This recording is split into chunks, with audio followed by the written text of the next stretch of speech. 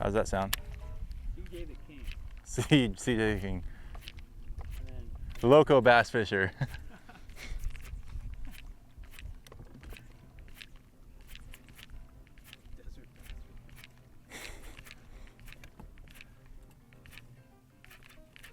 Damn desert.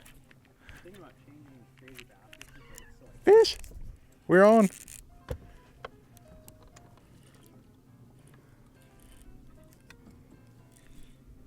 Doesn't feel like a bass. Oh, it is a largie. Let's go. Not a bad one either. Jeff, he's barely hooked. Oh. There we go. First fish of the day, finally. Oh, here's the wind. Right on the top of the schnoz there. Dang, we grinded for this fish here. Not a great bite out here today, but came off of a very predictable spot right here off of this point. All right, there we go, folks. First fish of the day, finally on the jerkbait. The back of this spawning cut here on, I guess you could say, a secondary point, right where they should be for this time of year.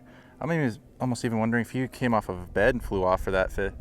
I mean, bottom fin's pretty torn up, back fin's torn up, his eyes are red. Could be a little buck bass that was sitting on a bed down there. My jerkbait flew right over him, but I'll take it. That's a fish. Sweet, let's let him go. Let him go do his thing here in the next few weeks. See you, big guy. Oof, there he goes. Finally, guys, finally. Hasn't been easy today. Here's that bait that he ate right there. That is a Ito Vision 110 Junior +1, the deep diving model in matte shad.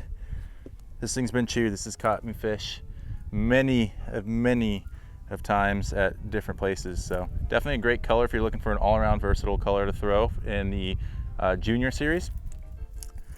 All right, Jeff, there's one. What do you think about that?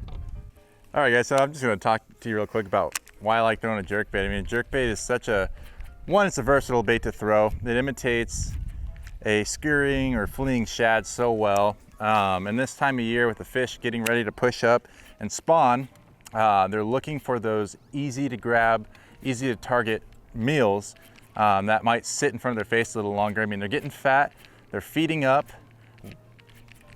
they're looking specifically for shad or maybe even crawfish in some bodies of water out there. But shad seems to be the main proponent and the main forage that they're feeding on.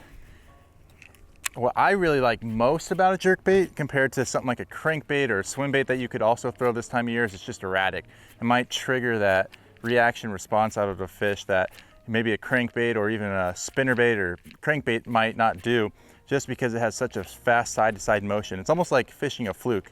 Like when you're not catching them on a buzz bait or a walking bait, you can pick up a fluke, throw it in there, and just because it's erratic, it's getting those fish to come up and commit to it.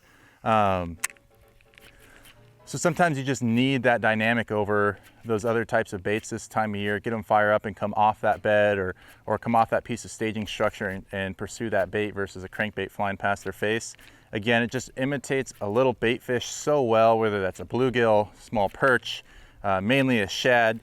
It does a great job at it. You can work it around cover. You can get it down to the suspending depths where fish might be suspending or looking up. It's just a versatile bait. I don't know, I think by far it's one of my favorite lures. It's something that you should have in your arsenal anytime you're fishing. You can fish it all year round, but in the colder months or those transitional periods where the fish get a little tougher to catch, that's where jerkbait really shines.